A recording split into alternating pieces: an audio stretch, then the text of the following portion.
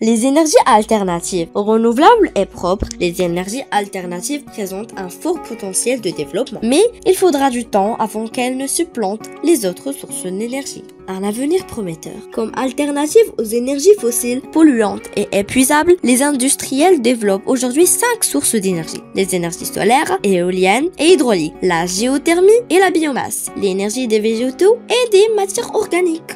Ce sont les premières sources d'énergie que l'homme ait utilisées. Ce sont aussi les plus consommées. Jusqu'au début du XVIIIe siècle, contrairement aux énergies fossiles, gaz, pétrole et charbon, vouées à s'épuiser à court ou moyen terme. Elles sont constamment renouvelées, certaines sur de très grandes échelles de temps, comme le bois. Elles ont aussi le gros avantage d'être propres. Leur contribution à l'accroissement de l'effet de serre est infime. Malheureusement, les coûts de production de ces différentes énergies encore importants ralentissent leur développement. Toutes les énergies renouvelables confondues représentent à peine 13% de la consommation mondiale d'énergie. D'autres pistes comme la pile à combustible en sont encore au stade de la recherche, mais semblent prometteuses. Centrale solaire de Kramer, Californie, États-Unis en mai 1996. C'est la plus grande du monde. Sa puissance électrique atteint 150 MW.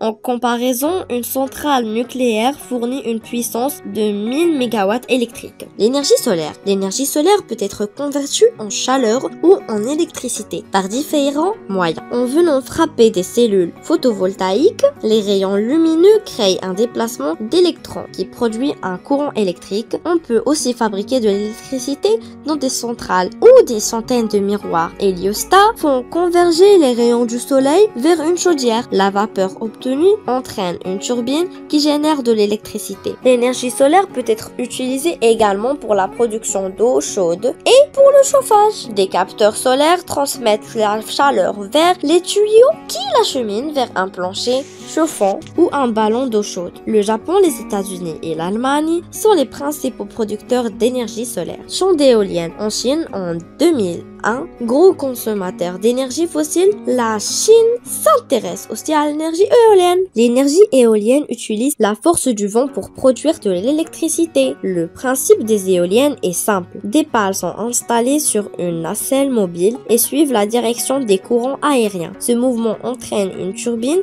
qui produit de l'électricité. L'énergie éolienne représente aujourd'hui au moins de 2% de l'électricité mondiale. Malgré son coût important, elle semble promise à une forte croissance dans les années à venir. Les pays européens comme l'Allemagne, le Danemark ou l'Espagne sont les mieux équipés, mais l'Inde ou la Chine ont mis en œuvre des programmes de développement ambitieux. Question d'enfant. Peut-on installer des éoliennes sur la mer? Oui, ces installations sont en fort développement dans les pays densément peuplés, qui ne disposent pas de sites appropriés sur Terre. En général, on construit ces fermes éoliennes en plein air à une dizaine de kilomètres des côtes pour que la profondeur ne soit pas trop importante, 25 mètres maximum. Ce parc est accordé au réseau terrestre d'électricité par un câble sous-marin. Les coûts de construction sont plus élevés en mer, mais la production d'électricité est plus importante.